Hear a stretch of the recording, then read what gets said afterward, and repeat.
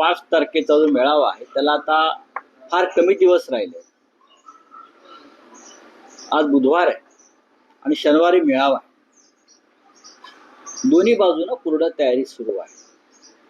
आता या क्षणी आमचे सहकारी शिवसेनेचे नेते अनिल परब आणि मनसेचे नेते हे जिथे प्रत्यक्ष कार्यक्रम आहे डोम सभागृहामध्ये आत्ता जाऊन ते पाहणी करतात. त्यानंतर पुढल्या 2 दिवसामध्ये प्रत्यक्ष व्यासपीठावरची आणि गर्दी क्राऊड मॅनेजमेंट ज्याला म्हणतो त्या संदर्भातली तयारी केली जाईल.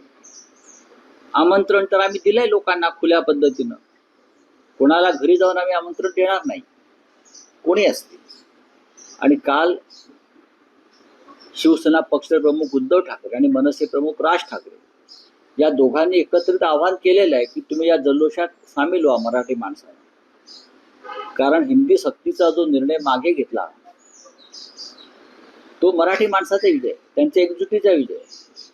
मराठी माणसं एकत्र येणार या भीतीनं मागे घेतलेला तो निर्णय आहे. त्याच्यामुळे हा जल्लोष समस्त मराठी बांधवांनी करावा असं दोन्ही प्रमुख ठाकरे बंधूंचं एक भूमिका आहे. आणि त्यानुसारच कालचं जे निवेदन किंवा निमंत्रण आहे ते समस्त महाराष्ट्रातल्या जनतेसाठी आहे. आणि राजकीय पक्ष, जात, धर्म याचा विचार न करता त्या सोहळ्यात सगळ्यांनी उपस्थित राहावं अशी आमची भूमिका आहे. आमचं सगळ्यांचं अशी म्हणणं आहे की हा राजकीय मेळावा नाही, मान अपमान सन्मान मानापमान बरं का, हा विषय इथे येत नाही. आम्ही सगळ्यांना आमंत्रित केलेलं आहे जाहीरपणे. त्यामध्ये कोण कोण आहे? नाही, सगळ्यांना म्हणजे आता ज्यांना तिथे उपस्थित राहायचं त्यांचं तिकडे नक्कीच स्वागत केलं जाईल. असं आहे की प्रत्येकाला यायचं, किती जणांचं आम्ही घरी जाऊन आमंत्रण देणार मला सांगा. हजारो त्या संख्येनं लोक तिकडे जमतील. जे कोणी प्रमुख नेते येऊ इच्छित आहेत ते आमच्याशी संपर्क साधतात, त्यांची व्यवस्था तिकडे केली जाईल पूर्णपणे. त्यांच्या स्वागताची केली जाईल. त्यांच्या आगमन प्रसंगी ते कुठे बसतील, काय करतील, ही सगळी व्यवस्था आम्ही करतोय. पण अगदी कमी वेळ असल्यामुळे प्रत्येकाला व्यक्तिशः आमंत्रण देणं सोपं नाही.